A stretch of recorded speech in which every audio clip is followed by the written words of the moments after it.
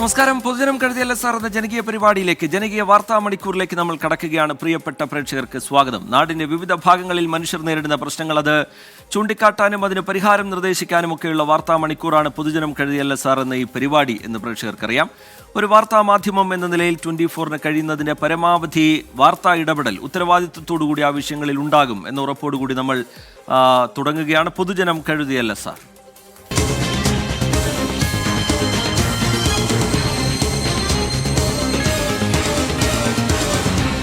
പൊതുജനം കഴുതയല്ല സാർ.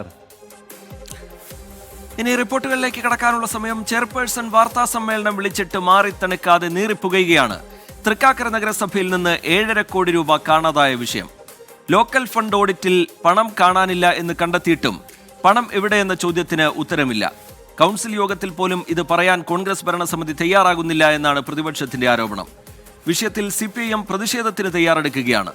ഈ മാസം 26-ന് നഗരസഭയിലേക്ക് പ്രതിഷേധ മാർച്ച് സംഘടിപ്പിക്കാനാണ് CPIM-ന്റെ തീരുമാനം. സംസ്ഥാനത്ത് ഏറ്റവും കൂടുതൽ വരുമാനമുള്ള തൃക്കാക്കര നഗരസഭ ഒടുവിൽ ഓഡിറ്റ് വകുപ്പിന്റെ കണ്ടെത്തലിൽ 7.5 കോടി രൂപയുടെ തട്ടിപ്പ്. പ്രതിഷേധവുമായി പ്രതിപക്ഷം. പക്ഷേ കൃത്യമായിട്ടുള്ള ഒരു ഉത്തരം നൽകാൻ നഗരസഭയ്ക്ക് കഴിഞ്ഞിട്ടില്ല എന്ന് മാത്രം.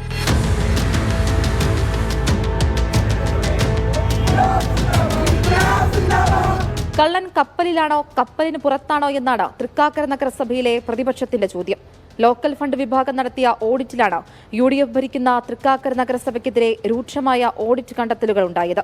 എന്നാൽ വാർത്താ സമ്മേളനം വിളിച്ച് ചെയർപേഴ്സൺ രാധാമണി പിള്ള എല്ലാം നിഷേധിച്ചു. 7 കോടി രൂപയുടെയും ചെക്ക് നമ്മൾ എന്ന് കിട്ടി, ചെക്കിന്റെ ഡേറ്റ്, ചെക്കിന്റെ നമ്പർ, അത് ഏത് ബാങ്കിൽ കൊടുത്തു, എന്ന് കാശായിട്ട് തിരിച്ചു വന്നു, അതിന്റെ രേഖ അനുസരിച്ചിട്ടുണ്ട്. നിങ്ങൾക്ക് ആർക്ക് വേണേലും വന്ന് പരിശോധിക്കാം.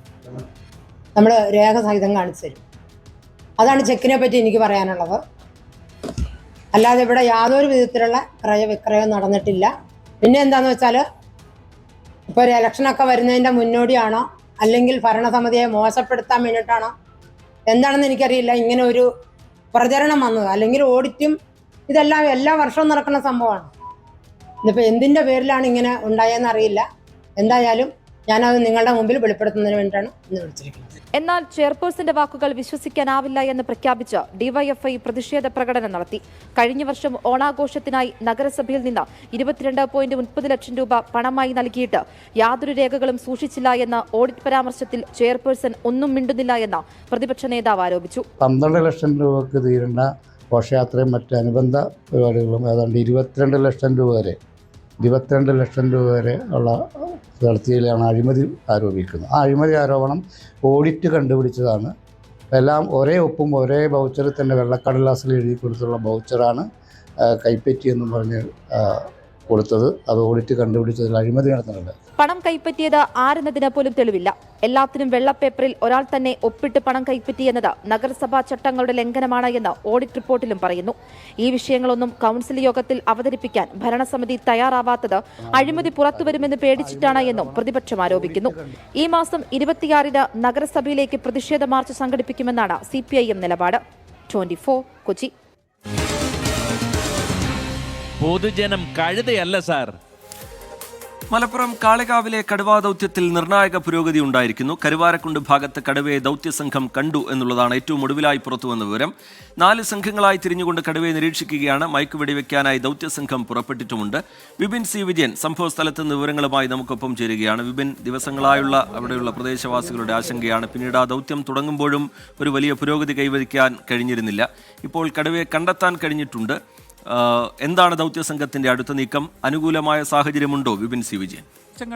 ഉണ്ടായിരിക്കുന്നു. കാരണം നരഭോജി കടുവയെ ഈ പ്രദേശത്ത് കണ്ടെത്തിയിട്ടുണ്ട്. എന്നാൽ ഇനി അതിനെ പിടികൂടാനുള്ള ശ്രമമാണ് ഇപ്പോൾ വനം വകുപ്പിന്റെ ഭാഗത്ത് നിന്ന് ആരംഭിച്ചിരിക്കുന്നത്. ഇത് നമുക്ക് ആ ദൃശ്യങ്ങളിൽ നിന്ന് കാണുന്ന പോലെ തന്നെ ആ പ്രദേശത്താണ് ഇന്ന് വൈകിട്ട് ഒരു 4 മണിയോടുകൂടി കടുവയെ കണ്ടത്. ഒരാളല്ല, ഒരുപാട് ജനങ്ങൾ ഇതിലൂടെ പോയിരുന്ന പല ആളുകളും കണ്ടിട്ടുണ്ട്. അത് പെട്ടെന്ന് മിന്നിമറിഞ്ഞു പോവുകയല്ല, കുറച്ച് നേരം തന്നെ ആ സമയത്ത് ഉണ്ടായിരുന്നു, അവിടെ നിന്നിരുന്നു എന്നുള്ളത് കൂടിയാണ് ഇവിടുത്തെ നാട്ടുകാർ പറയുന്നത്. ഇപ്പോൾ RRT സംഘങ്ങളും DFOയുടെ നേതൃത്വത്തിൽ അതിനെ പിടികൂടുന്നതിന് വേണ്ടി മുകളിലേക്ക് പോയിരിക്കുകയാണ്. ചെങ്കുത്തായ ഒരു പ്രദേശമാണ്. ആ പ്രദേശത്താണ് ഇപ്പോൾ തിരച്ചിൽ നടത്തുന്നത്. ഒപ്പം തന്നെ ആ ഒരു ദൗത്യത്തിനിടയിൽ DFOയ്ക്ക് വീണ് ചെറിയൊരു പരിക്കേറ്റിട്ടുണ്ട് എന്നുള്ളതും ഇപ്പോൾ അറിയാൻ സാധിക്കുന്നുണ്ട്. സൗത്ത് DFO ധനിക് ഇക്ലാലിനാണ് ചെറിയൊരു പരിക്കേറ്റിരിക്കുന്നത്. അതുകൊണ്ട് തന്നെ ചെങ്കുത്തായ ഒരു പ്രദേശമായതുകൊണ്ട് തന്നെ ദൗത്യം കുറച്ച് ക്ലേശകരമാണ് എന്നുള്ള വിവരം കൂടി ഇപ്പോൾ പുറത്തു വരുന്നു. ഇവിടെ ഒരുപാട് ആളുകൾ താമസിക്കുന്നുണ്ട്. ഇവിടെ തൊട്ട് മുകളിൽ തന്നെ ഒരു നഗരമാണുള്ളത്. അവിടെയുള്ള താമസക്കാരൊക്കെ ഇപ്പോൾ ആശങ്കയിലാണ്. കാരണം ആ കടുവ ഇവിടെ വന്നിരിക്കുന്നത് ഇത്രയും സമയമായി അതിനെ പിടികൂടാൻ കഴിഞ്ഞിട്ടില്ല എന്നുള്ളൊരു ആശങ്ക നിലനിൽക്കുന്നുണ്ട്. എത്ര മണിക്കാണ് കടുവനെ കണ്ട്? ഞങ്ങൾ കാണുമ്പോൾ ഒരു 4-5 മണിയായിട്ടുണ്ടാവും സാറേ. ഞങ്ങൾ അവിടുന്ന് വന്ന് ഇവിടെ ആദ്യം ഞങ്ങൾ 4 പേര് വന്ന് ഇവിടെ നിന്ന് ഇവിടെ മേലക്കയറാൻ നിന്നപ്പോൾ മറ്റൊരു വന്നിട്ട് പോകാമെന്ന് പറഞ്ഞു. പിന്നെ അത് കഴിഞ്ഞ് ഞങ്ങൾ മറ്റേ ഫോറസ്റ്റുകാർ വന്നു. അവർ കയറി കഴിഞ്ഞപ്പോൾ ഞങ്ങളിവിടെ നിൽക്കായിരുന്നു. അതിൽ അവർ കുറച്ച് മുകളിൽ കഴിഞ്ഞപ്പോൾ കുറച്ച് ആൾക്കാർ മേലക്കൂടി കയറി, 2 ആൾ ഇതിൽ ഫോറസ്റ്റുകാർ ഇതിൽ കയറി. ആ സമയത്തൊക്കെ കടുവ അവിടെ ഉണ്ട്. അപ്പോൾ ഇവിടെ തന്നെ ഇവിടെ ഇങ്ങനെ കിടക്കാം. കടുവ കിടക്കുമായിരുന്നു. അവിടെ കിടക്കാണ് കടുവ. അതിലാണ് ഫോറസ്റ്റുകാർ അതിൽ വന്നത്. അവരതിൻ്റെ തൊട്ടടുത്ത് കൂടാ വന്നത്. എന്നിട്ടാണ് അവർ കണ്ടത്. അവർ കണ്ട് പാഞ്ഞ തൊട്ടടുത്ത് വരെ അവർ ഓടി. ആ തോക്കിലെ ആൾക്കാർ 2 ആൾ മുകളിലുണ്ടായിരുന്നു ഫോറസ്റ്റുകാർ. അവരും പേടിച്ചും അവരും ഒന്നും ചെയ്തില്ല. പിന്നെ അത് അങ്ങനെ പതുക്കെ നടന്നാ പോയത്. കുറച്ചധികം സമയം തന്നെ ഈ ഏരിയയിൽ ഉണ്ടായിരുന്നു. 2 മണിക്കൂറോളം അവിടെ കടന്നിക്കണേ കടുവ. പിന്നെ ഫോറസ്റ്റുകാർ ഇവിടെ വന്ന് കയറി ഒരു 4-5 കുറച്ച് ആൾക്കാർ അതിലെ പോയി, ഒരു 3-4 ആൾക്കാർ ഇതിലെ പോയി. പിന്നെ അവർ അടുത്തെത്തിയപ്പോൾ നീച്ചൊരു ഓപ്ഷൻ ഉണ്ടാക്കി. അപ്പോൾ അവർ ഫോറസ്റ്റുകാർ പിന്നോട്ട് തിരിഞ്ഞ് മണ്ടിക്കാണ് അങ്ങനെ ഉണ്ടാക്കുന്നത്. പിടിക്കാനൊക്കെ നല്ല ചാൻസ് ഉണ്ടായിരുന്നാണ്. അവര് വന്നപ്പോ തന്നെ ഒന്നുമില്ലാതെ വന്നിട്ടില്ല, ഒന്നും വെറുതെ. അപ്പോൾ ഇവിടെ വനപാലക സംഘം ഉണ്ടായിരുന്നു ആ സമയത്ത്. അവരും ഈ കടുവയെ കണ്ടിട്ടുണ്ട്, ഈ നാട്ടുകാരുടെ അതേപോലെ തന്നെ കണ്ടിട്ടുണ്ട്. പക്ഷേ പിടികൂടാൻ കഴിഞ്ഞില്ല. ഇപ്പോൾ ഈ മുകൾ വശത്തേക്ക് അവിടേക്ക് പോയിരിക്കുകയാണ്. ഇനി അങ്ങോട്ടേക്ക് ഫോറസ്റ്റ് ഏരിയ കൂടിയാണ്. അപ്പോൾ ഇതിനെ കണ്ടെത്തുക എന്നുള്ളത് കുറച്ച് വെല്ലുവിളിയാണ് എന്നുള്ളതാണ് ഇപ്പോൾ പറയാനുള്ളത്. വീണ്ടും കടുവയെ കാണുന്നു എന്നുള്ളതിന്റെ ആശങ്കയാണ് നാട്ടുകാർ പങ്കുവെക്കുന്നത്. ഈ ദൗത്യം വളരെ വേഗത്തിൽ മുന്നോട്ട് കൊണ്ടുപോകണം എന്നുള്ള ആവശ്യം അവർ ഉയർത്തുന്നതുമാണ്. എന്താണ് ദൗത്യസംഘം ഈ പുതിയ സാഹചര്യത്തെക്കുറിച്ച് വിശദീകരിക്കുന്നത്? അവരുടെ ആക്ഷൻ പ്ലാനിനെ കുറിച്ച്, തുടർന്നുള്ള നടപടിയെക്കുറിച്ച് അവർ വിശദീകരിക്കുന്നത് എങ്ങനെയാണ് വിപിൻ?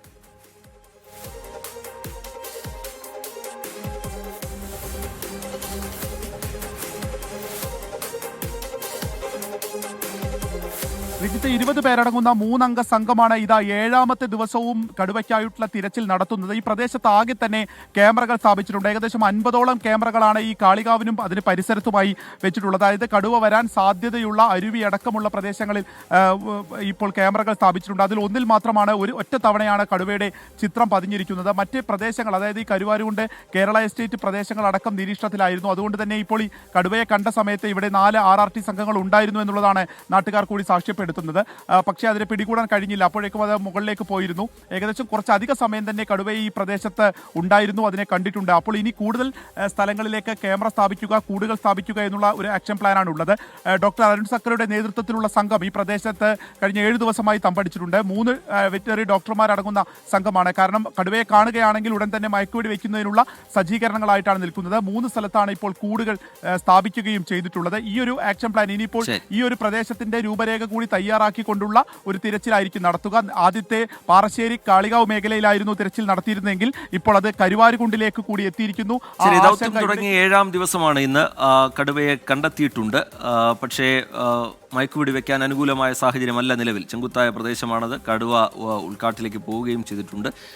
വ്യാപകമായ പരിശോധന ദൗത്യസംഘത്തിന്റെ ഭാഗത്തു നിന്നുണ്ടാവുന്നുണ്ട്. ജനങ്ങളുടെ ആശങ്ക കൂടുന്നുണ്ട്. കടുവയെ വീണ്ടും കണ്ടതിന്റെ പശ്ചാത്തലത്തിൽ ദൗത്യം വേഗത്തിൽ മുന്നോട്ട് കൊണ്ടുപോകണം എന്നുള്ള ആവശ്യമാണ് അവിടെയുള്ള പ്രദേശവാസികളുടെ ഭാഗത്തു നിന്ന് നമ്മൾ കേട്ടത്. ഇനി കോഴിക്കോട്ടേക്കാണ്. കോഴിക്കോട് പൂനൂരിലേക്കാണ്. പൂനൂർ പുഴയ്ക്ക് കുറുകെയുള്ള തൂക്കുപാലം അപകടാവസ്ഥയിലായിട്ട് നാളുകളേറെയാണ്. എപ്പോൾ വേണമെങ്കിലും തകർന്നു വീഴാവുന്ന അവസ്ഥയിലാണ്. അടിയന്തരമായൊരു പുതിയ പാലം നിർമ്മിക്കണം എന്നുള്ള ആവശ്യമൊക്കെ നാട്ടുകാരുടെ ഭാഗത്തുനിന്ന് ഉയർന്നു കേൾക്കുന്നു. പാലം നവീകരിക്കാൻ നടപടി സ്വീകരിക്കണം എന്ന് നാട്ടുകാർ ആവശ്യപ്പെടുന്നുണ്ട്. വിനോദസഞ്ചാരികളുടെ ഇഷ്ടകേന്ദ്രം കൂടിയാണ് വെണ്ണക്കാട് തൂക്കുപാലം. അതിനാൽ തന്നെ തൂക്കുപാലം നവീകരിച്ചാൽ വിനോദസഞ്ചാര മേഖലയ്ക്ക് ഇത് വലിയ ഉണർവാകും എന്നും നാട്ടുകാർ പറയുന്നു. പ്രതിദിനം 100 കണക്കിന് സഞ്ചാരികൾ എത്തിയിരുന്ന തൂക്കുപാലത്തിന്റെ ഇപ്പോഴത്തെ അവസ്ഥ ദയനീയമാണ്. എപ്പോൾ വേണമെങ്കിലും അപകടം സംഭവിക്കാം.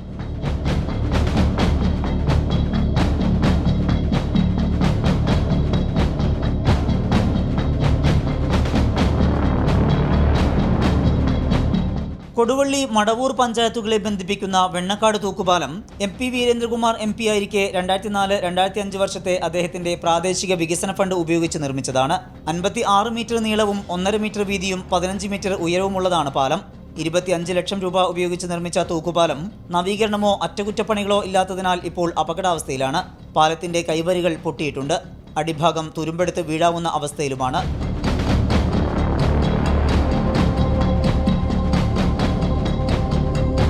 പല ഭാഗങ്ങളിലും സൈഡ് നെറ്റ് ഈ വിധം നശിച്ചിട്ടുണ്ട്.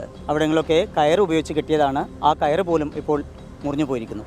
കൊടുവള്ളി ദേശീയപാത 766 യാത്ര ചെയ്യുന്നവരുടെ പ്രധാന ആകർഷണങ്ങളിൽ ഒന്നാണ് പ്രകൃതി മനോഹരമായ പൂനൂർ പുഴയ്ക്ക് കുറുകെയുള്ള ഈ തൂക്കുപാലം.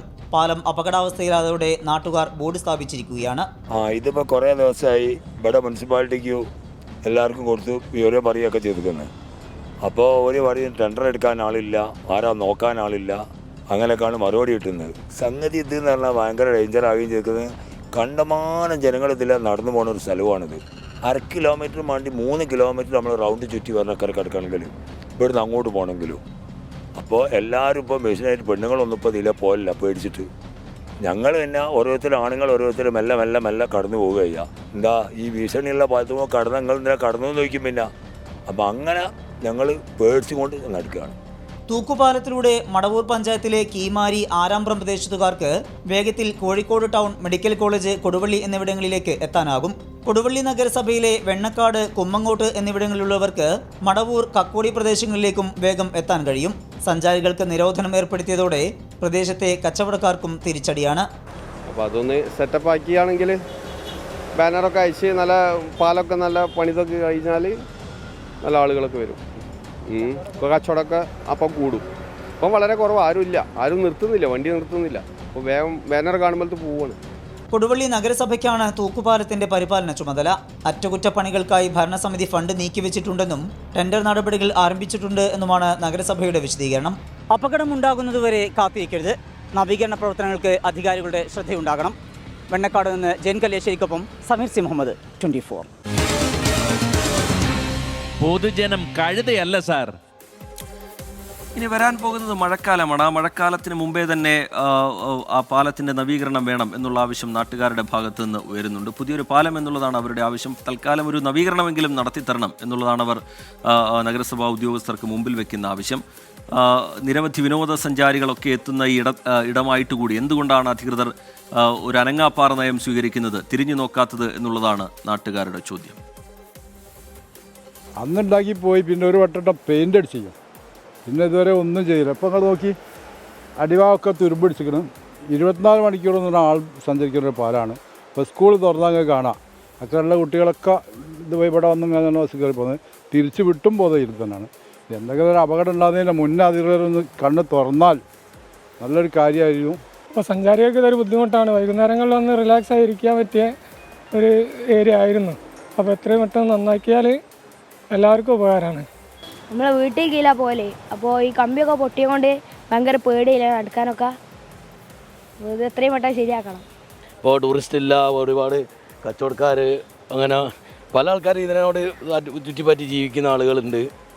അതൊക്കെ അതായത് ഈ നാടിൻ്റെ ഒരു ലാൻഡ് മാർക്ക് ഇല്ലായ്മ ചെയ്യാന്ന് പറഞ്ഞാൽ അതൊക്കെ ഒരു എന്താ ജനങ്ങൾക്കത് എത്രത്തോളം പ്രതികരിക്കാൻ കഴിയുമെന്നുള്ളത് അറിയില്ല.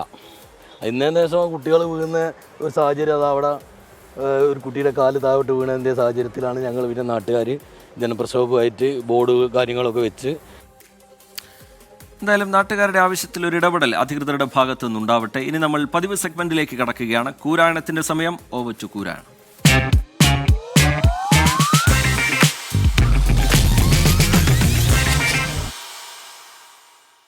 റോഡുകളെ പറ്റിയാണല്ലോ ചർച്ച.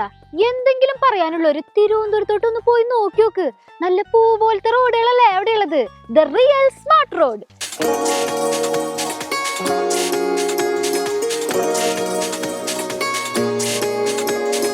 ഈ സ്മാർട്ട് സിറ്റി പദ്ധതി പൂർണ്ണമായും കേന്ദ്ര സർക്കാരിന്റെ ഒരു അഭിമാനകരമായ പ്രോജക്റ്റാണ്.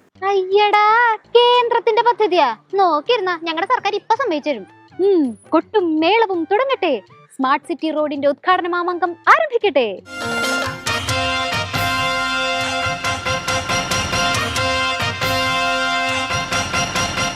എന്റെയും നിങ്ങളുടെയും പണം ഉപയോഗിച്ച് കൊടുത്ത പരസ്യങ്ങളിൽ കേന്ദ്ര ഗവൺമെന്റിനെ കുറിച്ചുള്ള ഒരു ധ്വനിയുമില്ലാതെ പദ്ധതി സ്വന്തം പേരിലേക്ക് ആക്കി തീർത്തുകൊണ്ടുള്ള വളരെ വലിയ കാപട്യമാണ് കേരളത്തിന്റെ ഗവൺമെന്റ് നടപ്പിലാക്കിയിട്ടുള്ളത്.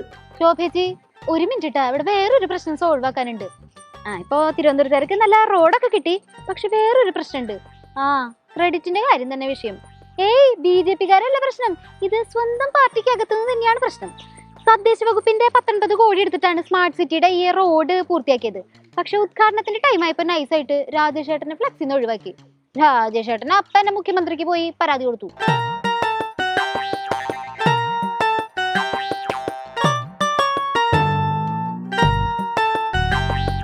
പത്രങ്ങളിൽ നൽകിയിരിക്കുന്ന പരസ്യം എത്ര അവഹേളനാപരമാണ്. സത്യസന്ധതയോ നീതിയോ തങ്ങൾ ചെയ്യുന്ന കാര്യങ്ങളോട് പുലർത്തുന്നതിൽ യാതൊരുവിധ പ്രതിബദ്ധതയും കാട്ടാത്തൊരു സർക്കാരാണ് ഈ കേരളത്തിൻ്റെത് എന്ന് ഇതിൽ പരം എന്താണ് ഒരു തെളിവ് വേണ്ടത്? വെറുതെ അല്ലേ മുഖ്യമന്ത്രി ഒന്ന് ഉദ്ഘാടനത്തിന് വരാണ്ടിരുന്നത്. രാജേഷ് ഏട്ടൻ പോയി പരാതി പറഞ്ഞതും പെട്ടെന്ന് മുഖ്യമന്ത്രിക്ക് ജലദോഷം പിടിച്ചു.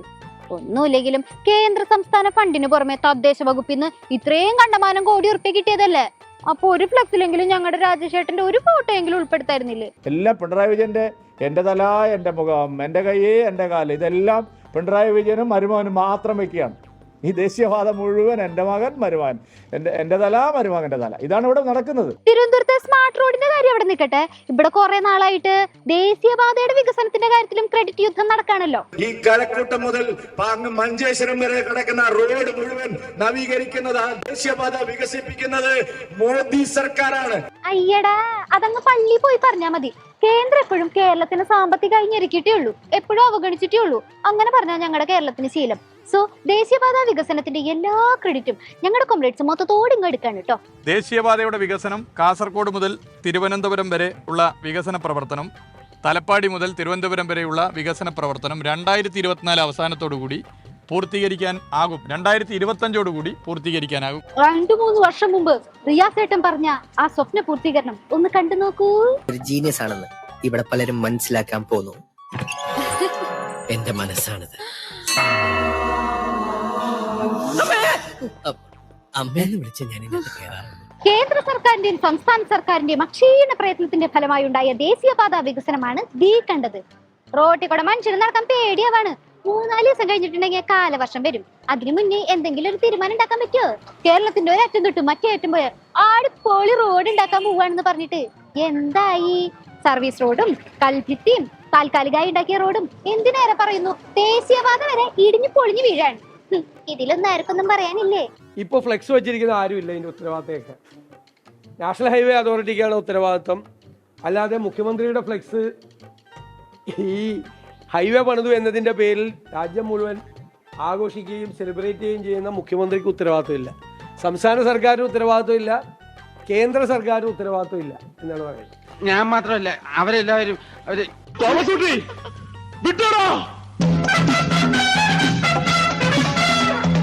ദേശീയപാത വികസനത്തിന്റെ കാര്യത്തില് ഇത് ഞങ്ങളുടെ റോഡാ, ഞങ്ങളുടെ വികസന, ഞങ്ങളുടെ വിയർപ്പാന്നൊക്കെ പറഞ്ഞ് ക്രെഡിറ്റിന് വേണ്ടി തലങ്ങും വിലങ്ങും മത്സരിച്ചിരുന്നവര് ഒരു മഴ വന്നപ്പോഴത്തേക്കും റോഡ് മുഴുവൻ ഇടിഞ്ഞു പൊളിഞ്ഞു വീണപ്പോ മിണ്ടാതിരിക്കാം, കുറച്ച് കഴിയുമ്പോ പൂവേരിക്കും എന്നുള്ള ആറ്റിറ്റ്യൂഡിലായി. ആരുമില്ല, ക്രെഡിറ്റ് അടിച്ചവർ ആരുമില്ല. രാജീവ് ചന്ദ്രശേഖരൻ പറഞ്ഞു ഇത് കേന്ദ്ര സർക്കാരിന്റെ ദേശീയപാതയാണ്. അപ്പോ ക്രെഡിറ്റിന് വേണ്ടി ഇത്രയും നാളും യുദ്ധം നടത്തിയവരോടാണ്. അതെ, ഈ റോഡൊക്കെ സാധാരണക്കാർക്ക് വേണ്ടി മാത്രമുള്ളതല്ലോ, നിങ്ങൾക്കും കൂടി വേണ്ടിയുള്ളതല്ലേ. സ്വന്തം ജീവനില്ലെങ്കിലും കൊതിയുണ്ടെങ്കിൽ കാര്യങ്ങളൊക്കെ എത്രയും പെട്ടെന്ന് റെഡിയാക്കി തന്നാല് വലിയ ഉപകാരം.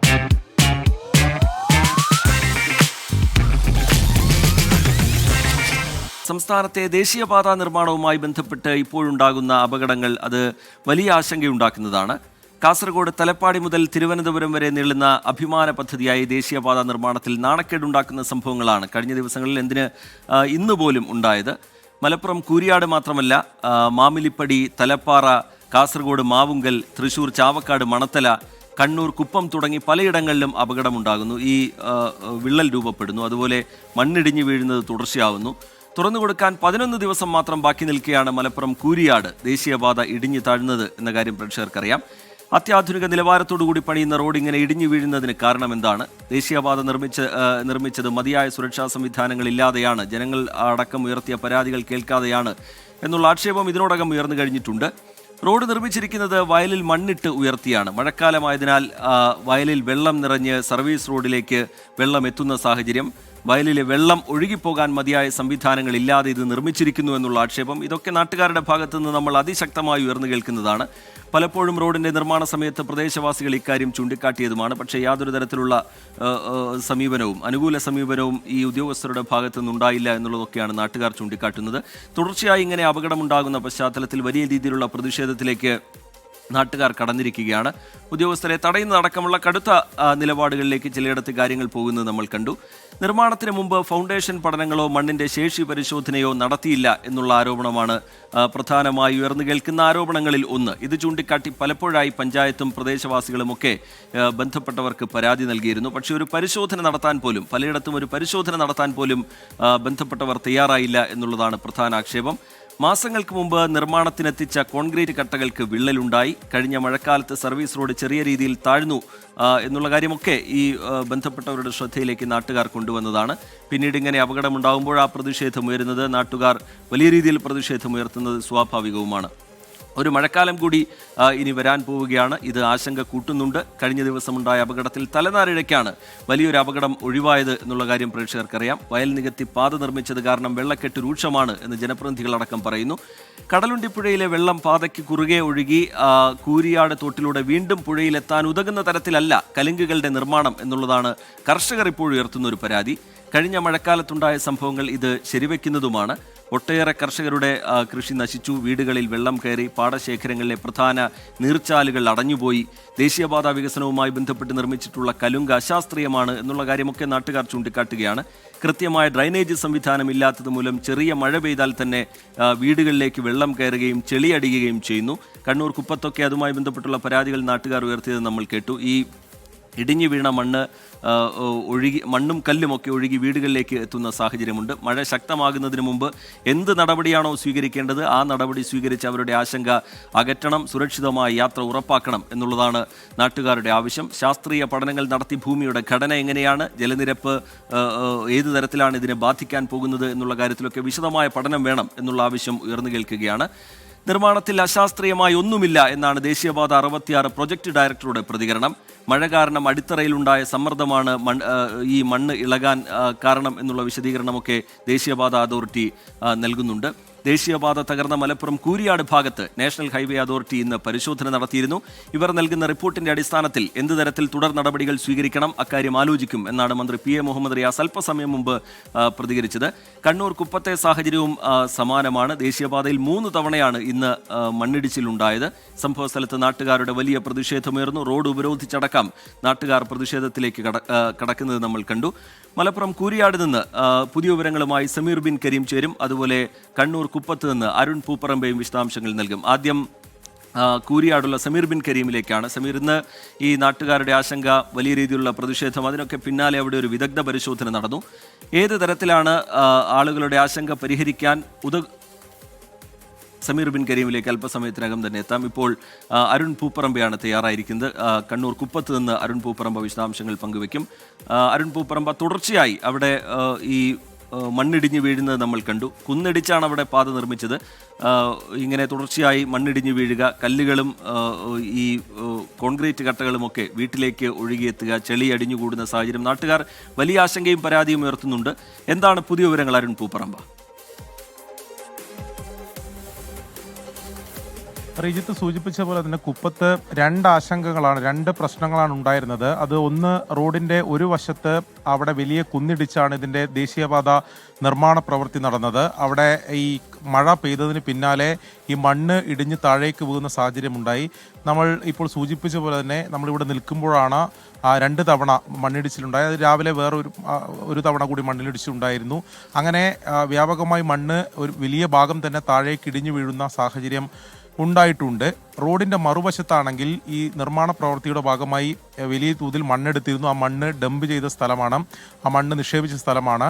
അവിടെ കുന്നുപോലെ മണ്ണ് ഉണ്ട്. അതോടൊപ്പം തന്നെ അവിടെയും ആ മണ്ണ് തുരന്നെടുത്തിട്ടുണ്ട്. അങ്ങനെ ഈ മണ്ണ് മഴ പെയ്തതോടെ താഴേക്ക് ചെളിയും അതോടൊപ്പം തന്നെ വെള്ളവുമായി താഴേക്ക് കുത്തിയൊലിക്കുന്ന സാഹചര്യമാണ് ഉണ്ടായത്. 50 മീറ്റർ താഴെ തന്നെ ആ വീടുകളുണ്ട്. ജനവാസ മേഖലയാണ്, നിരവധി കുടുംബങ്ങൾ താമസിക്കുന്ന ഒരു മേഖലയാണ്. CH നഗർ എന്ന് പറയുന്ന ഒരു പ്രദേശമാണ്. അവിടെയുള്ള വീടുകളിലേക്ക് വ്യാപകമായി കഴിഞ്ഞ ദിവസങ്ങളിലെ മഴയിൽ വെള്ളവും ചെളിയും ചെളിയും കയറി. നമ്മൾ കണ്ട കാഴ്ചയനുസരിച്ച് അടുക്കളയിൽ പോലും ഈ ചെളി നിറഞ്ഞവർക്ക് താമസിക്കാൻ പറ്റാത്ത, വാസയോഗ്യമല്ലാത്ത സാഹചര്യമുണ്ടായി. അതോടെയാണ് ശക്തമായ പ്രതിഷേധത്തിലേക്ക് നാട്ടുകാർ ഇന്ന് കടന്നത്. രാവിലെ ദേശീയപാത ഉപരോധിച്ചുകൊണ്ടുള്ള പ്രതിഷേധം നടന്നു. ഏറെ മണിക്കൂർ ഗതാഗതം സ്തംഭിക്കുന്ന സാഹചര്യമുണ്ടായി. അതിനുശേഷം ജില്ലാ കളക്ടർ നേരിട്ടെത്തി ഈ പ്രശ്നത്തിൽ ഇവർ ആശങ്ക കേൾക്കും, ഇത് പ്രശ്നം പരിഹരിക്കുമെന്ന് പറഞ്ഞെങ്കിലും ജില്ലാ കളക്ടർ എത്തിയില്ല. ജില്ലാ കളക്ടർ തളിപ്പറമ്പ് RDOയെ ഇതിന് ഈ പ്രശ്നം പരിഹരിക്കുന്നതിന് വേണ്ടിയിട്ടുള്ള അതിന് ചുമതലപ്പെടുത്തി. RDO സ്ഥലത്തെത്തിയതിനു ശേഷം ഈ ദേശീയപാത അതോറിറ്റിയുടെ വിദഗ്ധ സംഘം, അവരുടെ എഞ്ചിനീയർമാർ ഉൾപ്പെടെയുള്ള സംഘം ഇവിടെ എത്തി ഈ നാട്ടുകാരോട് സംസാരിച്ചു, അവരുടെ ആശങ്കകൾ കേട്ടു. ഇപ്പോൾ ഒരു പ്രശ്നപരിഹാരം ഉണ്ടാകും എന്ന് തന്നെയാണ് നാട്ടുകാർ പ്രതീക്ഷിക്കുന്നത്. പക്ഷേ അതിൽ പ്രായോഗികമായ ചില പ്രശ്നങ്ങളുണ്ട്. വലിയ രീതിയിൽ മണ്ണെടുത്തിട്ടുണ്ട്, വലിയ കുന്നുപോലെ മണ്ണുണ്ട്. ഈ മണ്ണ് കുത്തിയൊലിച്ച് താഴോട്ട് വരുന്നതാണ് പ്രശ്നം. അപ്പോൾ ഈ മണ്ണ് ഈ മഴ പെയ്യുന്ന സാഹചര്യത്തിൽ എങ്ങനെ നീക്കം ചെയ്യും എന്ന കാര്യം അത് പ്രായോഗികമായൊരു പ്രശ്നമാണ്. അതിനെന്ത് പരിഹാരമാണ് ദേശീയപാത അതോറിറ്റിയുടെ അധികൃതരും അതോടൊപ്പം തന്നെ നിർമ്മാണ കമ്പനിയും കണ്ടെത്തുക എന്നുള്ളത് വളരെ പ്രധാനപ്പെട്ട ഒരു കാര്യമാണ്. അതോടൊപ്പം തന്നെ റോഡിൻ്റെ മറുവശത്ത് ഈ കുന്നിടിച്ചിട്ടുള്ള ഈ നിർമ്മാണം, അത് ഇതിൻ്റെ സുരക്ഷാ മാനദണ്ഡങ്ങളെല്ലാം പാലിച്ചുകൊണ്ടാണോ ആ നിർമ്മാണ പ്രവൃത്തി നടന്നത് എന്ന് പരിശോധിക്കേണ്ടതുണ്ട്. അതിൻ്റെ സാങ്കേതികമായ പരിശോധന എന്തായാലും നടത്തേണ്ടതുണ്ട്. കാരണം വലിയ രീതിയിൽ മണ്ണിടിഞ്ഞു വീഴുന്നത് നമ്മൾ ദൃശ്യങ്ങൾ ഉൾപ്പെടെ കണ്ടതാണ്. നൂറുകണക്കിന് വാഹനങ്ങൾ കടന്നു പോകുന്ന പാതയാണ്. അപ്പോൾ സ്വാഭാവികമായും അവിടെ ഒരു അപകട ഭീഷണി നിലനിൽക്കുന്നുണ്ട്. അപ്പോൾ ആ നിർമ്മാണ പ്രവൃത്തിയുമായി ബന്ധപ്പെട്ട് അത് ആ സുരക്ഷാ മാനദണ്ഡങ്ങൾ പാലിച്ചാണോ എന്നതുകൂടി പരിശോധിക്കേണ്ടതുണ്ട്. ഈ വിഷയങ്ങളിലെല്ലാം ഒരു പ്രശ്നപരിഹാരമാണ് വേണ്ടത്. ഞാനിപ്പോൾ നിൽക്കുന്ന ഇവിടെയാണ് ഒരു ചർച്ച നടക്കുന്നത്. ദേശീയപാത അതോറിറ്റിയുടെ ഭാഗമായിട്ടുള്ള ഉദ്യോഗസ്ഥരും അതോടൊപ്പം തന്നെ തളിപ്പറമ്പ് RDO ഉൾപ്പെടെ ഇവിടെ ആ കാര്യങ്ങൾ സംസാരിച്ച് ചർച്ച നടത്തുന്നുണ്ട്. സ്വാഭാവികമായി അത് കഴിഞ്ഞതിന് ശേഷം ഒരു പ്രതികരണം ഉണ്ടാകും. ഇവിടെ ഒരു പ്രദേശവാസിയുടെ വീട്ടിലാണ് ഈ ചർച്ച നടത്തുന്നത്. അതിനുശേഷം അവർ പുറത്തേക്ക് ഇറങ്ങും എന്നതാണ് നമ്മൾ മനസ്സിലാക്കുന്നത്. പുറത്തേക്ക് ഇറങ്ങിയാൽ ആ കാര്യങ്ങളിൽ എന്താണ് അവർ സ്വീകരിച്ചിട്ടുള്ള നടപടികൾ, ആ പ്രശ്നപരിഹാരത്തിന് എന്താണ് അവർ സ്വീകരിച്ചിട്ടുള്ളത്, ആ ചർച്ചയിൽ എന്ത് തീരുമാനത്തിലേക്കാണ് എത്തിയതെന്ന് സംബന്ധിച്ച് ഒരു വ്യക്തത വരും എന്നതാണ് നമ്മൾ പ്രതീക്ഷിക്കുന്നത്. ഇപ്പോൾ ആ ചർച്ച പൂർണ്ണമായിട്ടുണ്ട്. ആ ചർച്ച കഴിഞ്ഞതിന് ശേഷം ഇപ്പോൾ നാട്ടുകാരുടെ പ്രതിനിധികളും അതോടൊപ്പം തന്നെ RDO ഉൾപ്പെടെയുള്ള സംഘവും പുറത്തേക്ക് ഇറങ്ങുന്നതാണ് നമ്മളിപ്പോൾ കാണുന്നത്.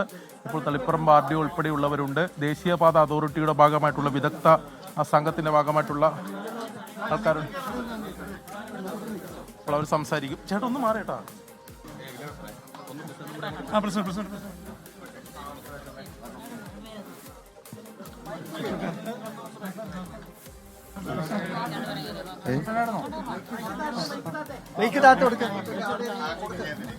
തളിപ്പറമ്പ് RDO സംസാരിക്കുകയാണ്. ഈ കുപ്പം ഇഷ്യൂ ആയിട്ട് ബന്ധപ്പെട്ട് നമ്മളിവിടെ ജനങ്ങളും പഞ്ചായത്ത് പ്രസിഡന്റ്, MLAയുടെ പ്രതിനിധി, NHI അധികൃതർ ഇവരുമായിട്ട് ചർച്ച നടത്തി.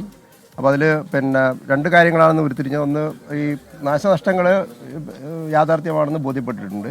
അപ്പം ഈ മഴക്കാലം അടുത്ത് തന്നെ തുടങ്ങാൻ പോവാണ്. അപ്പം അതിനു മുമ്പായി ഈ മേലെ നിന്ന് ഒഴുകി വരുന്ന വെള്ളം വീടുകളിൽ കയറാതിരിക്കാനുള്ള താൽക്കാലിക സംവിധാനം ഉടനെ ഒരുക്കും. 27/5/2025 മുമ്പേ ഒരുക്കും. അപ്പോൾ അതിന് നാളെ ഈ നമ്മുടെ നിർമ്മാണ കമ്പനിയുടെ പ്രതിനിധി, പിന്നെ NHIയുടെ ഭാഗത്തുനിന്നൊരു എഞ്ചിനീയർ, പിന്നെ പഞ്ചായത്ത് പ്രസിഡന്റ്, പഞ്ചായത്തിൻ്റെ എഞ്ചിനീയർ, അങ്ങനെ ഒരു വില്ലേജ് ഓഫീസർ അടക്കമുള്ള ഒരു സംയുക്ത പരിശോധന നാളെ നടത്തി ഈ നിലവിൽ ഒഴുകിക്കൊണ്ടിരിക്കുന്ന ഡ്രെയിനേജ് താൽക്കാലികമായി ശക്തിപ്പെടുത്താനുള്ള സംവിധാനം ഉടനെ ചെയ്യും.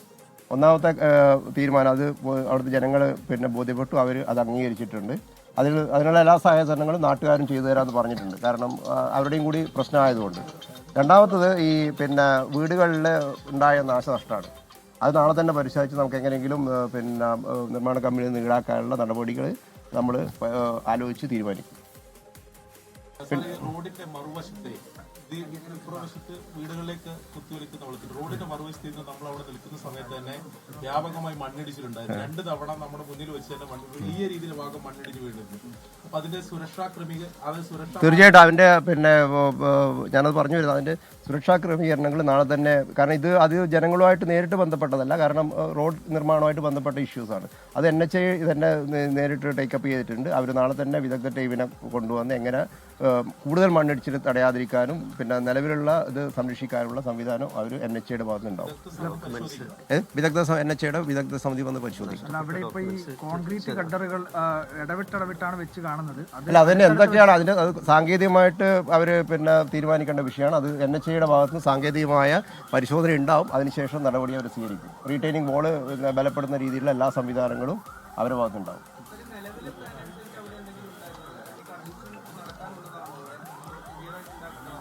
അല്ല, അത് NHA ആണ് ഉത്തരം പറയേണ്ടത്. അതിൻ്റെ ഡിസൈൻ എന്താണെന്നും അതിൻ്റെ എങ്ങനെയാണ് അതിൻ്റെ പ്രോപ്പർ കൺസ്ട്രക്ഷൻ എന്നും എനിക്ക് പറയാൻ പറ്റില്ല. അത് NHAയുടെ ഭാഗത്താണ് അവർ പറയേണ്ടത്.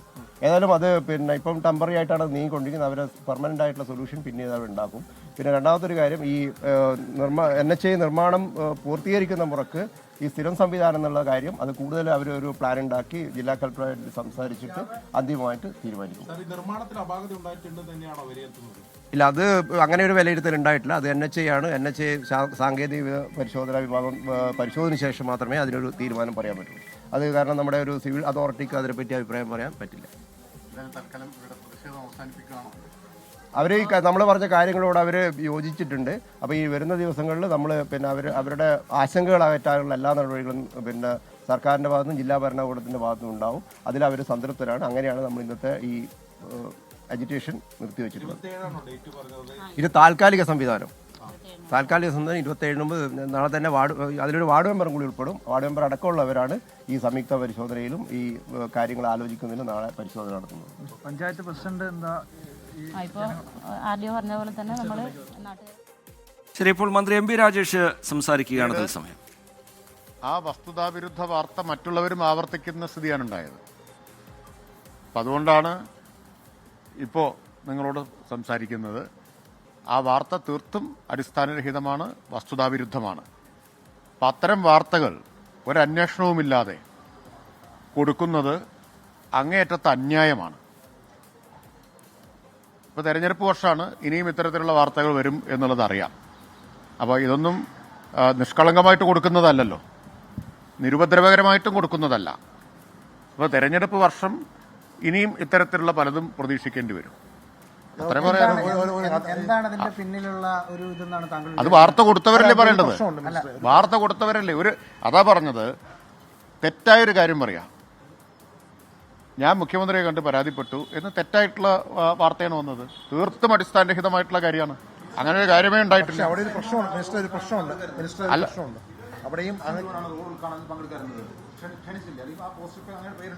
ഉണ്ടായിരുന്നു. ഞാൻ അന്ന് ബഹുമാനപ്പെട്ട മുഖ്യമന്ത്രി പങ്കെടുക്കേണ്ടിയിരുന്ന മഴക്കാല തയ്യാറെടുപ്പുകൾ സംബന്ധിച്ച യോഗത്തിൽ, ആ യോഗത്തിൽ അദ്ദേഹം പങ്കെടുക്കാൻ അദ്ദേഹത്തിന് കഴിയാത്ത സ്ഥിതി ഉണ്ടായിരുന്നു. ആ യോഗത്തിൽ റവന്യൂ മന്ത്രിക്കൊപ്പം ഞാൻ പങ്കെടുക്കുകയായിരുന്നു. ആ യോഗം തീർന്ന് വളരെ വൈകിയാണ്. അല്ല, നിങ്ങൾ ഒരു കാര്യം പറയാനുള്ളൂ, ഇത്തരത്തിലുള്ള തെറ്റായ വാർത്ത ഓരോ ദിവസവും പാകം ചെയ്തെടുത്തിട്ട് അതുകൊണ്ട് ഈ രാഷ്ട്രീയമായിട്ട് ഇടതുപക്ഷത്തെ ആക്രമിക്കുന്ന രീതി നിങ്ങൾ തുടരും. ഞാൻ പറഞ്ഞുകൊണ്ട് നിർത്താനൊന്നും പോകുന്നില്ല. അതിന്റെ ഭാഗമാണത്. മിനിസ്റ്റർ അന്ന് തിരുവനന്തപുരത്തുണ്ടായിരുന്നു. ഞാൻ യോഗത്തിൽ പങ്കെടുക്കാന്ന് പറഞ്ഞു. മലയാളത്തിൽ യോഗം 3 മണിക്കായിരുന്നു. 5 മണിക്ക് ആ യോഗം കഴിഞ്ഞു. അതിനുശേഷമാണ് ഇത് ഇങ്ങനെയാണ് നിങ്ങൾ വസ്തുതാവിരുദ്ധമായ കാര്യം പറയുന്നത്. 5 മണിക്ക് ആ യോഗം കഴിഞ്ഞ് നിങ്ങളോട് ആരാ പറഞ്ഞത്? ഞങ്ങൾക്കറിയാം. എങ്ങനെ അറിയാം? നിങ്ങളെല്ലാം അറിയുന്നവരാണോ? എല്ലാം അറിയുന്നവരാ? ഞാൻ പറയുന്നത് കേൾക്കും. നിങ്ങളെല്ലാം ഇങ്ങനെയാണ് നിങ്ങൾ തെറ്റായ വാർത്ത കൊടുക്കുന്നത്.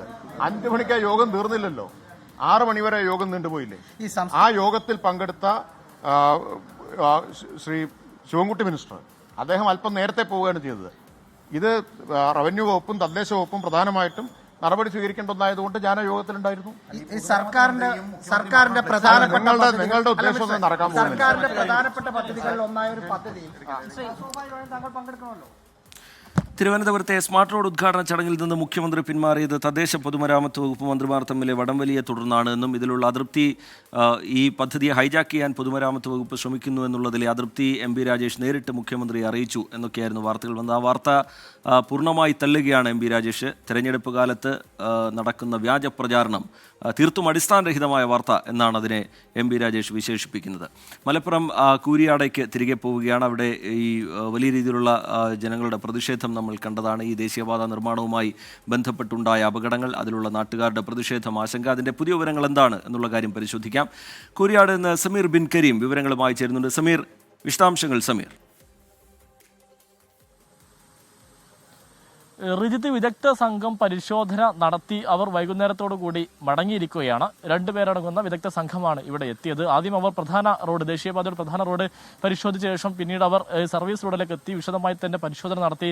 അതുമായി ബന്ധപ്പെട്ട ദൃശ്യങ്ങളൊക്കെ തന്നെ പകർത്തിയ ശേഷമാണ് ഇരുവരും മടങ്ങിയിരിക്കുന്നത്. പ്രധാനമായും ഇവരുടെ നിഗമനം എന്നുള്ളത് ഊതിപ്പെരുപ്പിച്ച അടിസ്ഥാനരഹിതമായ വാർത്ത എം പി രാജേഷ് വീണ്ടും സംസാരിക്കുന്നു. അതിന് കൃത്യമായ വാദം ഉന്നയിക്കണമല്ലോ. നമ്മളുടെ തെളിവുണ്ട്, ബൾക്കായിട്ട് ഡാറ്റ ഡൗൺലോഡ് അതിൽ മാറ്റം വരുത്താൻ മിസ്റ്റർ തയ്യാറല്ല. ഈ സ്മാർട്ട് റോഡ് ഉദ്ഘാടന ചടങ്ങുമായി ബന്ധപ്പെട്ട വിവാദം, ആ പദ്ധതിയെ ഹൈജാക്ക് ചെയ്യാൻ പൊതുമരാമത്ത് വകുപ്പ് മന്ത്രി ശ്രമിച്ചു. അതിലുള്ള അതൃപ്തി എം പി രാജേഷ് നേരിട്ട് മുഖ്യമന്ത്രിയെ അറിയിച്ചു. പിന്നീട് അതിനുശേഷം മുഖ്യമന്ത്രി ആ പരിപാടിയിൽ നിന്ന് വിട്ടുനിന്നു എന്ന തരത്തിലൊക്കെ പുറത്തു വന്ന വാർത്തകൾ അത് തള്ളുകയാണ് എം പി രാജേഷ്. അടിസ്ഥാനരഹിതമായ വാർത്തയാണ്, വ്യാജ പ്രചാരണമാണ് നടക്കുന്നത്. തെരഞ്ഞെടുപ്പ് കാലമാണ് ഇനി വരാൻ പോകുന്നത്. അതിൻ്റെ പശ്ചാത്തലത്തിൽ വ്യാജ പ്രചാരണങ്ങൾ അഴിച്ചുവിടുന്നു എന്നുള്ളതാണ് മന്ത്രി എം പി രാജേഷിൻ്റെ അതുമായി ബന്ധപ്പെട്ടുള്ള വിശദീകരണം. കൂരിയാടേക്ക് വീണ്ടും സമീർ ബിൻ കരീം ചേരുന്നുണ്ട്. സമീർ, തുടരാം. സമീർ, റിജിത്ത് വിദഗ്ധ സംഘം അഭിപ്രായപ്പെടുന്നത് ഈ ദേശീയപാതയുടെ താഴെത്തട്ടിലുള്ള മണ്ണുമായി ബന്ധപ്പെട്ട പ്രശ്നമാണ് അതിലേക്ക് നയിച്ചത് എന്നാണ് ഈ വിദഗ്ധ സംഘത്തിലുള്ള ഒരാൾ നമ്മോട് വ്യക്തമാക്കിയിട്ടുള്ളത്. മാത്രമല്ല റോഡിന്റെ ഡിസൈൻ ഉൾപ്പെടെ വിശദമായി പരിശോധിച്ച് കഴിഞ്ഞാൽ മാത്രമേ എന്താണ് എന്നുള്ള കാര്യത്തിൽ ഒരു വ്യക്തത വരികയുള്ളൂ. ഈ മണ്ണുമായി ബന്ധപ്പെട്ട പ്രശ്നമാകാം, അല്ലെങ്കിൽ ഫൗണ്ടേഷനുമായി ബന്ധപ്പെട്ട പ്രശ്നമാകാമെന്നും അദ്ദേഹം പറയുകയുണ്ടായി. കരാർ കമ്പനിയിൽ നിന്ന് വിശദമായ വിവരങ്ങൾ ശേഖരിക്കും. ഇന്ന് പരിശോധിച്ച കാര്യങ്ങളും അതോടൊപ്പം തന്നെ അതുമായി ബന്ധപ്പെട്ട വിവരങ്ങൾ ശേഖരിച്ച ശേഷം വിശദമായി പഠിക്കും. അതിനുശേഷം ദേശീയപാത അതോറിറ്റിക്ക് വിശദമായ റിപ്പോർട്ട് സമർപ്പിക്കുമെന്നുള്ളതാണ് ഇതുമായി ബന്ധപ്പെട്ട് ഇവർ വ്യക്തമാക്കിയിട്ടുള്ളത്. ഏതായാലും ഉടൻ തന്നെ റിപ്പോർട്ട് സമർപ്പിക്കുമോ എന്ന കാര്യത്തിൽ ഒരു വ്യക്തതയില്ല. കാരണം വിശദമായ സമയം ആവശ്യമാണ് എന്നുള്ളതാണ് വിദഗ്ധർ അഭിപ്രായപ്പെട്ടിരിക്കുന്നത്. അതോടൊപ്പം തന്നെ ഇന്ന് വലിയ സമരത്തിന് കൂടിയാണ് ഇന്ന് ഈ കൂരിയാട് സാക്ഷ്യം വഹിച്ചത്. KNRCയുടെ കോഹിനൂരിലെ ഓഫീസിലേക്ക് യൂത്ത് കോൺഗ്രസ് ഒരു സമരവുമായി എത്തുകയും ഓഫീസ് അടിച്ചു തകർക്കുന്ന ഒരു രീതിയിലേക്ക് വരെ കാര്യങ്ങൾ പോവുകയും ചെയ്തു. ദേശീയപാത മുഴുവനായും വിദഗ്ധമായ പരിശോധന ആവശ്യമാണ് എന്നാണ് യൂത്ത് കോൺഗ്രസ് മുന്നോട്ട് വെച്ചത്. അതോടൊപ്പം തന്നെ ഇന്നലെ തലപ്പാറയിൽ ഈ കൂരിയാടിന് സമീപമുള്ള തലപ്പാറയിൽ നമ്മൾ റോഡിന് വിള്ളൽ കണ്ടിരുന്നു. അതിന് പിന്നാലെ ഇന്ന് രാവിലെ മമ്മാലിപ്പടിയിലും റോഡിന് വിള്ളൽ കാണുന്ന ഒരു സാഹചര്യം ഉണ്ടായി. അതുകൊണ്ട് തന്നെ കൂടുതൽ ഇടങ്ങളിൽ ഈ വിള്ളൽ രൂപപ്പെടുന്നു എന്നുള്ളത് ജനങ്ങൾക്ക് ആശങ്ക ഉണ്ടാക്കുന്ന ഒരു കാര്യം തന്നെയാണ്. അതുകൊണ്ട് തന്നെ ജനങ്ങളുടെ ആശങ്ക അകറ്റണമെന്നുള്ള ഒരു ആവശ്യമാണ് ഈ പ്രദേശവാസികൾ ഉന്നയിക്കുന്നത്. അതുകൊണ്ട് തന്നെ ശാസ്ത്രീയമായ ഒരു പഠനവും അതുമായി ബന്ധപ്പെട്ട നിർമ്മാണ പ്രവൃത്തി മാത്രമേ ഇനി പാടുള്ളൂ എന്നുള്ളതാണ് ഈ ജനപ്രതിനിധികൾ വ്യക്തമാക്കിയിട്ടുള്ളത്. മാത്രമല്ല നാളെ ഈ യൂത്ത് ലീഗിന്റെ ഒരു പ്രതിഷേധവും ഇവിടെ നടക്കാൻ ഉണ്ട്. ശരി, കൂടുതലിടങ്ങളിൽ കൂരിയാട് മേഖലയിൽ തന്നെ കൂടുതലിടങ്ങളിൽ ഇങ്ങനെ വിള്ളൽ കാണപ്പെടുന്ന സാഹചര്യത്തിൽ നാട്ടുകാരുടെ ആശങ്ക അത് പരിഹരിക്കാനുള്ള ഇടപെടൽ വേണം. ശാസ്ത്രീയമായ പരിശോധനകൾ അതിൻ്റെ ഭാഗമായിട്ടുണ്ടാകണം. അതിനുശേഷമേ നിർമ്മാണ പ്രവർത്തനങ്ങളുമായി മുന്നോട്ട് പോകാവൂ എന്നതടക്കമുള്ള ആവശ്യങ്ങളാണ് നാട്ടുകാർ ഇപ്പോൾ ഉയർത്തുന്നത്. കണ്ണൂർ കുപ്പത്ത് നിന്ന് അരുൺ പൂപ്പറമ്പയും മലപ്പുറം കൂരിയാട് നിന്ന് സമീർ ബിൻ കരീമും വിശദാംശങ്ങൾ പങ്കുവയ്ക്കുകയായിരുന്നു. തൃശൂർ ചാവക്കാട് മണത്തലയിലും ദേശീയപാതയുടെ ഭാഗമായ മേൽപ്പാലത്തിൽ വിള്ളൽ കണ്ടെത്തി. 50 മീറ്ററോളം നീളത്തിൽ വിള്ളലുണ്ടായതോടെ പ്രദേശവാസികൾ വലിയ ആശങ്കയിലാണ്. മഴക്കാലം എത്തുന്നതോടെ ഈ വിള്ളലിലൂടെ വെള്ളമിറങ്ങി മണ്ണിടിച്ചിലുണ്ടാകുമോ എന്ന ഭീതിയിലാണ് ഇവിടുത്തുകാർ. പ്രതിഷേധം കടുപ്പിക്കാനാണ് പ്രദേശവാസികളുടെയും മറ്റ് ജനപ്രതിനിധികളുടെയും ഒക്കെ തീരുമാനം. മലപ്പുറത്ത് ദേശീയപാത തകർന്ന വാർത്തകൾ കണ്ട് ഞെട്ടൽ മാറും മുമ്പാണ് ചാവക്കാടും ദേശീയപാത നിർമ്മാണത്തിലിരിക്കുന്ന മേൽപ്പാലത്തിൽ വിള്ളൽ കണ്ടെത്തിയിരിക്കുന്നത്. അതും 50 മീറ്റർ ദൈർഘ്യത്തിൽ.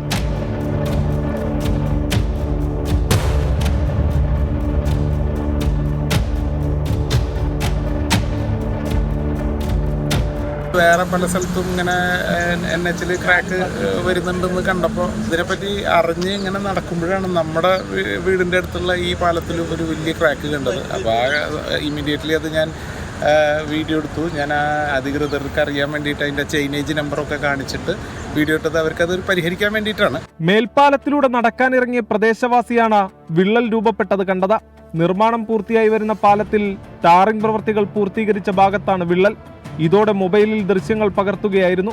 ദൃശ്യങ്ങൾ സമൂഹ മാധ്യമങ്ങളിൽ പ്രചരിച്ചതോടെ ദേശീയപാത അധികൃതർ പാറപ്പൊടിയിട്ട് വിള്ളലടയ്ക്കാനുള്ള ശ്രമം നടത്തിയെങ്കിലും ഫലമുണ്ടായില്ല.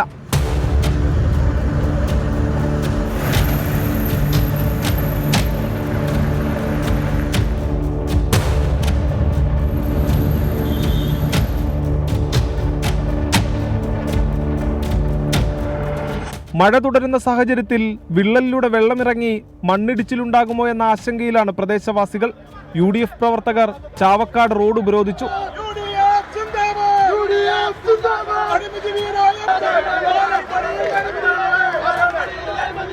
നിരുത്തരവാദിത്തമായ രീതിയിലാണ് ഇവിടുത്തെ തെരഞ്ഞെടുത്ത ജനപ്രതിനിധികളും അതുപോലെ തന്നെ ഈ സമയമായിട്ടും ഇവിടുത്തെ MLA-യോ കേന്ദ്രമന്ത്രിയായ MP-യോ ഈ സ്ഥലം സന്ദർശിക്കാൻ ഇതുവരെ എത്തിച്ചേർന്നിട്ടില്ല. അവിടേതായ ഒരു പ്രതികരണവും സംഭവിച്ചിട്ടില്ല. കഴിഞ്ഞ മാസം ഇവിടെ നിർമ്മാണത്തിനിടെ പാലമിടിഞ്ഞ ക്രെയിൻ റോഡിലേക്ക് വീണിരുന്നു. നാഷണൽ ഹൈവേ അതോറിറ്റിയോട് ജില്ലാ കളക്ടർ അർജുൻ പാണ്ഡ്യൻ അടിയന്തര റിപ്പോർട്ട് ആവശ്യപ്പെട്ടു. സംഭവത്തെക്കുറിച്ച് അന്വേഷിക്കാൻ പോലീസിനും തഹസിൽദാർക്കും നിർദ്ദേശം നൽകി. അതിനിടെ ഇടപ്പള്ളി കുതിരാൻ ദേശീയപാതയിൽ അടിപ്പാത നിർമ്മാണം നടക്കുന്ന മേഖലയിൽ ഗതാഗതക്കുരുക്കും രൂക്ഷമായി. അശാസ്ത്രീയമായ അടിപ്പാത നിർമ്മാണത്തിനെതിരെ ചാലക്കുടി MLA സനീഷ് കുമാർ ജോസഫ് നാളെ കൊരട്ടിയിൽ ഉപവസിക്കും. ദേശീയപാതയിൽ ഗതാഗതക്കുരുക്ക് രൂക്ഷമായ പശ്ചാത്തലത്തിൽ ടോൾ പിരിവ് നിർത്തിവെക്കണമെന്ന ആവശ്യവും ശക്തമാണ്. വികസനത്തിന് ആരും എതിരല്ല. ശാസ്ത്രീയവും സുരക്ഷിതത്വവുമായ വികസന പ്രവർത്തനങ്ങളാണ് പൊതുജനം ആവശ്യപ്പെടുന്നത്. മഴ കൂടി ശക്തമാകുന്ന പശ്ചാത്തലത്തിൽ ജനങ്ങളുടെ ആശങ്ക ദൂരീകരിച്ച് മതിയാകൂ. ക്യാമറാമാൻ ബിനേഷ് ബാബുരാജിനൊപ്പം സൂരജ് ജി, 24. പൊതുജനം കഴുതയല്ല സാർ. നടക്കാനിറങ്ങിയ പ്രദേശവാസിയാണ് വിള്ളൽ കണ്ടെത്തിയത്. സമൂഹ മാധ്യമങ്ങളിൽ ഈ ചിത്രം വലിയ രീതിയിൽ പ്രചരിച്ചതോടെ രാത്രി തന്നെ അധികൃതർ എത്തി ടാറിട്ട് വിള്ളലടയ്ക്കാൻ ശ്രമം നടത്തി. കനത്ത മഴയാണ് ഈ വിള്ളലിന് കാരണം എന്നാണ് ദേശീയപാത അതോറിറ്റിയുടെ വിശദീകരണം. എന്നാൽ മഴയിൽ തകരുന്ന ഉറപ്പേ ഉള്ളോ ഈ പാതയ്ക്ക് എന്നാണ് ജനത്തിൻ്റെ ചോദ്യം. ചില പ്രതികരണങ്ങൾ കൂടി ലഭ്യമാകുന്നു, അതിലേക്ക്. ഇപ്പോഴാണ് അപകടം ഉണ്ടാകുന്ന പറയുന്നത്. സർവീസ് റോഡിൽ കൂടി നമുക്ക് യാത്ര ചെയ്യാൻ പറ്റാത്ത അവസ്ഥയിലാണ്. ഇവിടെ ഈ വീടിൻ്റെ ഏറ്റവും അടി വരേണ്ടത് ഇത് മുകളിൽ കാണുന്ന പോലെയല്ല, ഏറ്റവും താഴെ വരേണ്ട ഈ അവസ്ഥ. അപകടം നിരന്തരമായിട്ട് ഉണ്ടാവണമെന്നുണ്ട്. ഇതിലേറ്റവും വലിയൊരു കാര്യം എന്ന് വെച്ചാൽ ഇപ്പോൾ നിങ്ങൾ കാണുന്ന പോലെ ഒരു വിള്ളൽ മാത്രമല്ല ഇതിൻ്റെ ഫൗണ്ടേഷൻ താഴത്തേക്ക് ഇരുന്നു. നിങ്ങൾ താഴത്തെ റോഡ് സർവീസ് റോഡ് നോക്കിയാൽ മനസ്സിലാകും. ചെറിയ മഴ പെയ്തപ്പോൾ തന്നെ ഫൗണ്ടേഷൻ താഴത്തേക്ക് ഇരുന്നു. ഇത് അശാസ്ത്രീയമാണെന്ന് മുന്നേ പറഞ്ഞതാണ്. ഒരുപാട് വട്ടം ഇവിടെ സമരങ്ങളും നടന്നതാണ്. പക്ഷെ അതിനൊന്നും ഒരു പരിഹാരം ഉണ്ടായില്ല. എന്നിട്ടും ഇത് ഈ രൂപത്തിലാണ്. ഫൗണ്ടേഷൻ താഴത്തേക്ക് ഇരുന്ന ഉടൻ തന്നെ പാലം നിലവിൽ പൊട്ടിക്കഴിഞ്ഞു. താഴത്തേക്ക് ഇരുന്നു, ഒരു സൈഡ് താഴത്തേക്ക് ഇരുന്നു. നിങ്ങളിതിൻ്റെ എത്ര ഒരു വിള്ളൽ മാത്രമല്ല, ഒരു ഏകദേശം ഒരു 600 മീറ്ററോളം ഇതിൻ്റെ പാലത്തിൻ്റെ സാധനം താഴത്തേക്ക് ഇരുന്നു, പൊട്ടിക്കഴിഞ്ഞു. ഇത് അശാസ്ത്രീയമായി പണിതതിൻ്റെ ഒരു ഉദാഹരണമാണ്. ഇത് വർക്ക് കഴിഞ്ഞതിന് ശേഷം ഉണ്ടാവണമെന്ന് വെച്ചാൽ ഈ ദുരന്തത്തിൽ അവസാനിക്കില്ലല്ലോ. ഇപ്പോൾ അത്രയധികം ആളനാശമൊന്നും ഉണ്ടായില്ല, അല്ലെങ്കിൽ ചെറിയ അപകടങ്ങളെ ഉണ്ടായിട്ടുള്ളൂ. അത് ശരിയാണ്. പക്ഷേ പണി കഴിഞ്ഞതിന് ശേഷമാണ് ഇത് സംഭവിച്ചതെന്ന് വെച്ചാൽ അതല്ലല്ലോ അവസ്ഥ. ഇങ്ങനെ ഉണ്ടാവാൻ പാടില്ലാത്തതാണ്. തിരുവനന്തപുരത്തെ സ്മാർട്ട് സിറ്റി റോഡുകളുടെ ക്രെഡിറ്റിനെ ചൊല്ലി മന്ത്രിമാർക്കിടയിൽ ഭിന്നതയെന്ന വാർത്ത തള്ളുകയാണ് മന്ത്രി MP രാജേഷ്. തെരഞ്ഞെടുപ്പ് അടുത്തപ്പോൾ വ്യാജ പ്രചാരണമാണ് ചിലർ നടത്തുന്നത്. പൊതുമരാമത്ത് വകുപ്പിനെതിരെ താൻ മുഖ്യമന്ത്രിയെ കണ്ട് പരാതിപ്പെട്ടിട്ടില്ല എന്ന് പറഞ്ഞ മന്ത്രി കൂടുതൽ ചോദ്യങ്ങൾക്ക് മറുപടി പറയാതെ ഒഴിഞ്ഞുമാറി.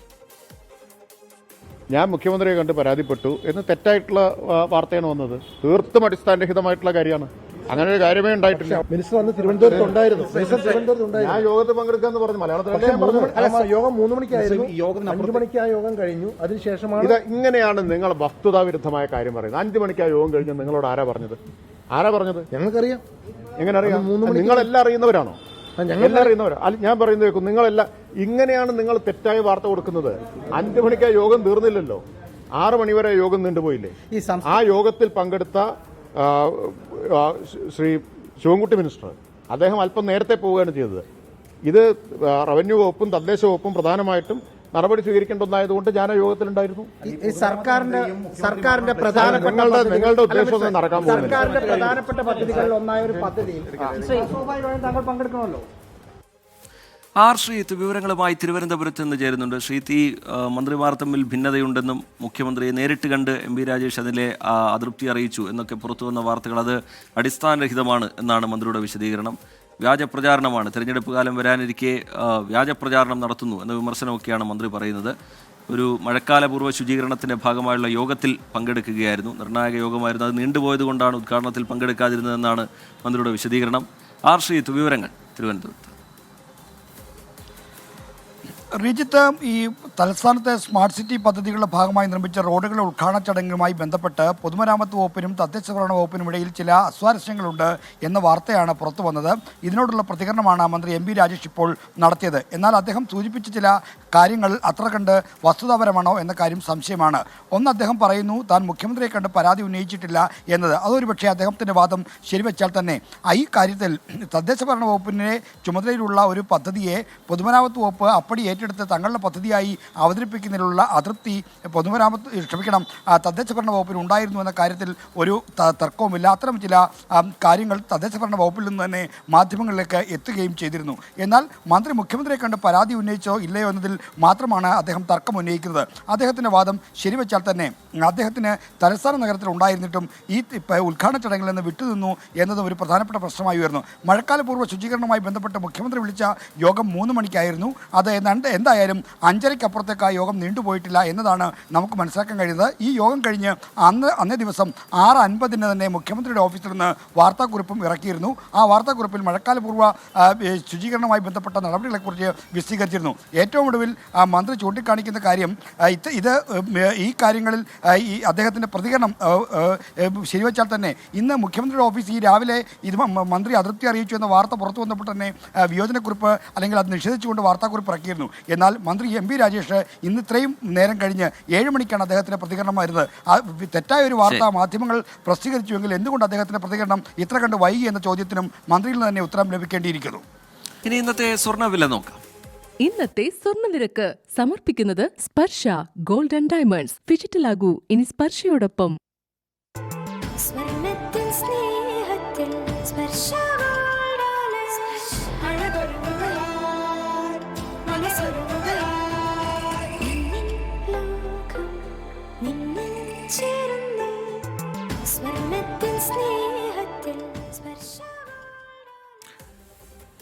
പൊതുജനം കഴുതിയല്ല സാർ എന്ന പരിപാടിയുടെ ഇന്നത്തെ അധ്യായം പൂർത്തിയാവുകയാണ്. നമസ്കാരം.